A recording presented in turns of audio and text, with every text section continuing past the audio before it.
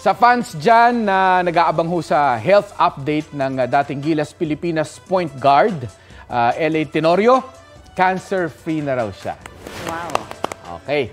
Makakasama na si L.A. sa coaching staff ng team sa 2023 Asian Games bilang assistant coach. Sinabi yan ni Gilas coach Tim Cone sa kanilang press con at nagpasalamat naman si L.A. sa Diyos sa magandang balita na yan. Sa kabila naman ng problema sa roster ng Gilas, umaasa si Coach Tim na makuha pa rin ng Pilipinas ang gold sa ASEAD. Wala pa kasing desisyon ng organizing committee ng torneo sa papalit sa injured players ng koponan. Balita ko, may tututukan kayo tuwing 11 a.m. sa GTV.